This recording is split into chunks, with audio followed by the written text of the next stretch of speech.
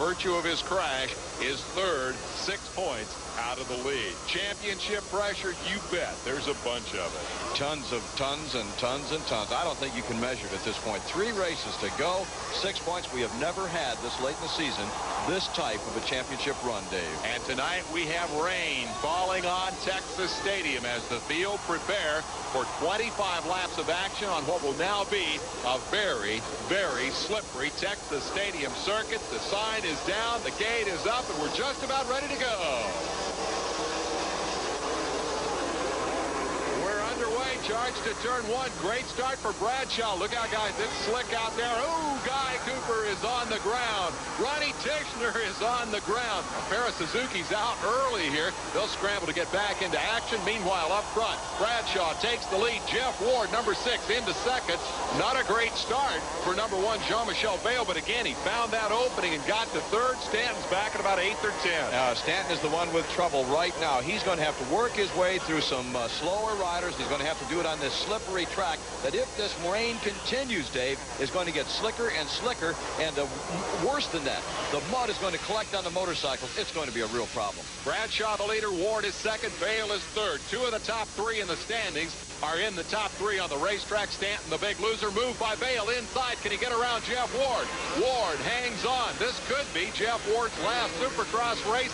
He surrenders to the fastest man in the game, Jean-Michel Bayle. Well, the reason it's his last race, or possibly his last race, is a shoulder injury, and that could be the problem out there right now. Difficult to hold on to the motorcycle. Number 6, Ward, twice a champion in this series, will go in for surgery, perhaps as early as this next week.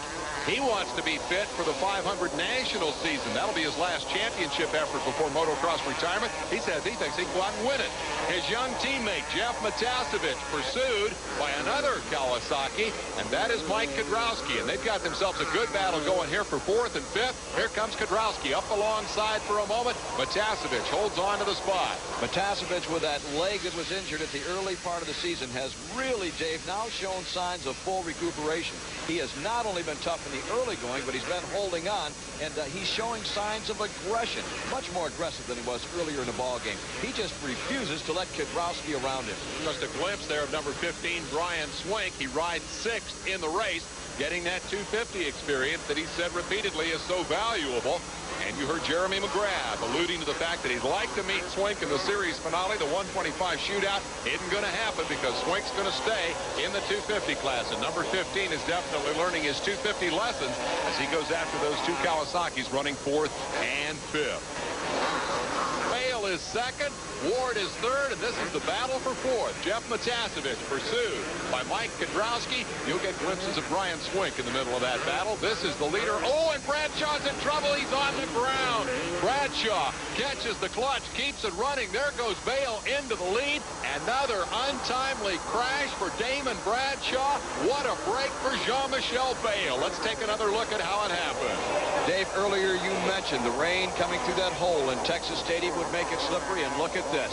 He comes around the corner. He gave it just a little too much throttle. He was not able to bring it back, and he couldn't hold the motorcycle upright. He held on to second place. I think he's thankful for that. Meanwhile, the battle for 4th heats up. Here is Kudrowski making a move on Matasevich. Matasevich up off the pegs for a moment. Give Kudrowski the spot. In the space of half a lap, 1st and 2nd and 4th and 5th positions have been exchanged here. A very competitive Dallas Supercross thus far, in part because of the weather. Here is Swink going to work on Matasevich, and he may get himself into the top 5. Almost. Matasevich holds on to that 5th spot. We're looking at Kawasaki's running 5, 4, and 3. That in itself could be an interesting battle if they hook up. Swink has kept a lot of pressure on these guys, but has not yet been better than 6th. The youngster from Michigan, who has already wrapped up the Eastern Region Championship, trying to make a mark on the 250 class and doing very well here this evening. You see how close they are to 4th place number 3, Mike Kudrowski. Remember, Bayle is comfortably out front. Bradshaw solidly in second after that crash and position swap. And Jeff Stanton is somewhere back behind this battle. Here is the leader, Bayle. Here is Stanton coming through the traffic from a bad start. He's currently 7th on the racetrack. We talked to him before the race about the pressure that the 3 championship contenders are feeling coming into Dallas. Well, Bayle's got the pressure. He's leading. He's out front, so he's got the pressure to stay there. And, you know, Damon's been the hero all along, so he's got the most amount of pressure. He's got the pressure to come back and try to prove to everybody that he can beat Team Honda. He's had a numerous number of huge point leads and has fallen on his head, so he's probably got the most to prove out of all of us. I'm just sitting in second, just waiting for those guys to do whatever they're going to do, and I'm going to take advantage of it and win these last few races. Well, he's not going to win from 6th tonight. He's going to have to gas things up. You can bet his mechanic is signaling him to get to the front. Meanwhile, up front, it is Bale and Bradshaw who have swapped that spot by virtue of a Bradshaw crash. Dave, remember what we talked about at the outset of the program, the consistency that brought Stanton and Bale to where they are, the aggressiveness that has kept Bradshaw alive throughout the series. And now we're looking at riders that have to maybe depart from what they like. Stanton trying to come up, and here's a shot of Stanton. Stanton has to be overly aggressive now because he needs the points. Jean-Michel Bale, on the other hand, out front, is starting to pull away from Damon Bradshaw, so maybe he's turning aggressive also. We could be looking at a flip-flop here. I got to think Stanton is a huge disappointment tonight. I mean, he cannot afford to run 7th place. I don't care how slick it is if he wants to win this championship. Absolutely not. He needs to be on the gas, and he has not exhibited that so far. He seems content picking off riders at a rather casual pace, in my opinion. Jeff Stanton should be moving through the pack a lot faster, a lot harder than he is right now. Meanwhile, his championship rivals run 1-2. We'll be back right after this. And we pick up the closest race on the track. It is for 3rd. Number 6, Jeff Ward, demonstrating pretty fair staying power compared to what we've seen thus far this year. Under pressure from Mike Kedrowski, and Kedrowski's got the inside line, and I don't think Ward's going to be any match for that. The battle of the Kawasaki teammates, and they swapped the spot. Ward's been pretty salty here tonight, Larry. Well, he has. As long as he runs up front, Dave, everything seems to be all right. But as soon as something like this happens, he gets past. He has been fading all year long. Mike Kedrowski doing an excellent job. His teammate getting out in front of him, holding down that number 3 slot. That's who we're watching. But Ward is the guy in question. Dave, you know, he has said, I'm out of here, I'm gone, this is my last year, and I think that he begins to believe it now, and he's just not riding as hard as he could be at this point. 6th and 7th place tightens up. The youngster Swink looking over his shoulder and sees an awful lot of Jeff Stanton right there. I'll bet Swink's as surprised as anybody to have Jeff Stanton behind him tonight. I don't think anybody expected to see Jeff deliver this badly in such a critical event. And again, I want to point out, as you mentioned, that Stanton is not being aggressive. He's had a couple of opportunities to chop Swink off, to do a block pass, to get by him, and he's not taking advantage of it, Dave. It's like he seems content to be where he is. He's riding too cautiously. 1st and 2nd place are worth 25 and 23 points respectively.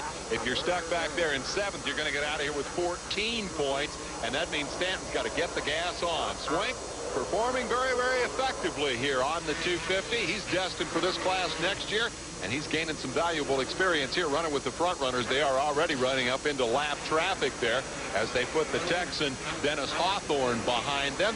Swink running 6th, and Stanton stuck back in 7th spot. We've not seen Jean-Michel Bale for a while. He is up front and setting sail, running away to what looks like it could be his 4th win of the season. Absolutely, and a lengthening of the point lead. He currently has 2 points over Stanton. He has 4 more over Bradshaw, a total of 6. He's going to do nothing but put more points between himself and the rest of the field unless something happens here.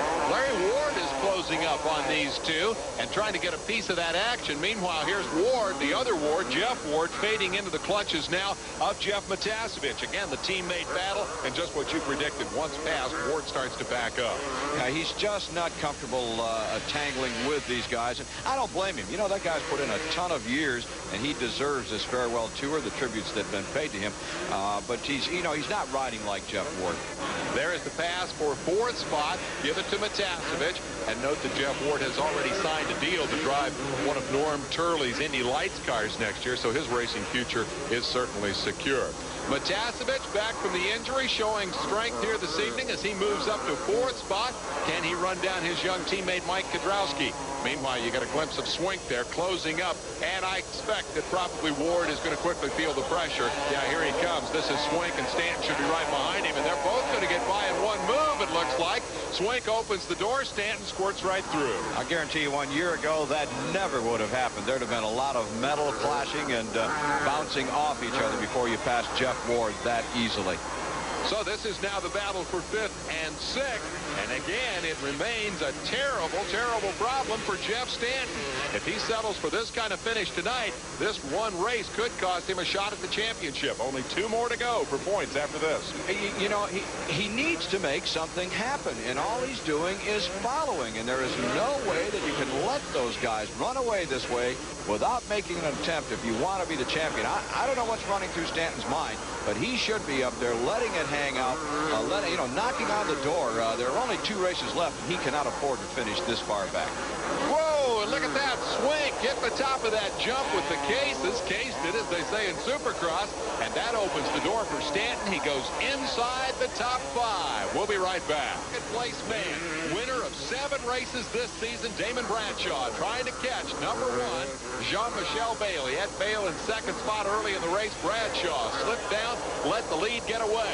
If Bale wins tonight, he's going to be a tough cat to beat in the championship standings, but Bradshaw is closing, and Brian Lunas is counting the seconds here. I guess he's counting the seconds, and so is the rest of the Yamaha camp. We go back to that crash, Dave, and he had fallen considerably off the pace. He has turned it up, turned the wick up considerably the last few laps. The sign from Brian Lunas says the pace is good. What does he mean by that? That would indicate to me that Bradshaw is running at a good speed, pace good, and it's Bale that is slowing the pace. So Bradshaw's catching him.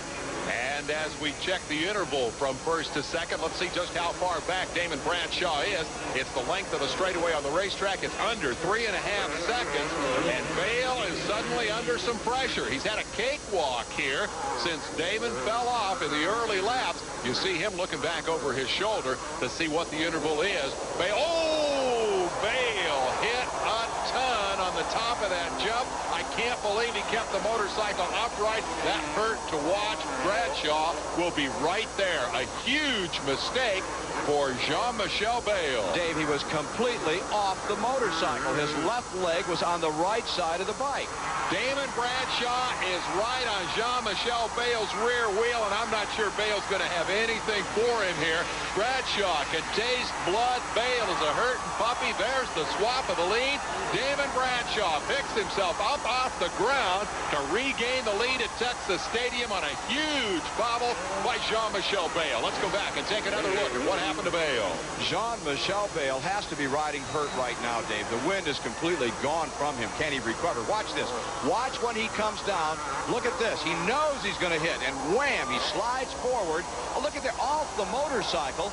I cannot believe the composure of that man in that situation to be able to hold on to the bike and still hold on to that number 2 spot. Oh, does he hurt. It was a spectacular save. He's looked back over his shoulder a couple of times. He wants to know where 3rd place is. He knows he can't run with Bradshaw. Damon is healthy. Jean-Michel is hurt. Well, and there's a little bobble by Bradshaw. These guys are really riding out on the razor edge of traction here tonight on this slippery Dallas track. You see the interval stretching. Bale at this point is just hoping to preserve 2nd place. What we're also preserving, Dave, is the points chase right down to the wire. The guys that are involved in this tremendously tight battle are running up front, with the exception of Stanton. He's the odd man out right now. Well, if Bale can preserve a 2nd place finish here, he can actually hold on to the championship point lead with just 2 races remaining. And given the hit that he took a lap ago, I have to believe that he would be very, very content with that right now. Bale really spectacular here in saving that Honda from what for any lesser rider would certainly have been a magnificent crash. Instead, he has managed to hang on to the 2nd spot. You can see the rain. It has been a light rain throughout most of this main event. It has caused the track to be a little bit slippery. We haven't seen that buildup of mud on the bikes that we talked about, but Bale's having trouble seeing, and there you see him throw the goggles away. I don't understand that move. Although they're not getting a great amount of mud or debris thrown back in their face, it only takes just a little bit. So unless he had trouble with his tear-off system on the goggles, I do not understand why he would throw them away, unless he's in a lot of pain, Dave, and he thinks that getting rid of the goggles will ease that pain. Well, as hard as he hit, I'm surprised he didn't shake those goggles right off. We'll be back with the finish right after this. Mike Kudrowski, the 3rd place man, will try to make a late race run at the wounded Jean-Michel Bale, and perhaps not only improve his own lot in life, but also knock Bale out of the championship point lead. The laps are winding down here.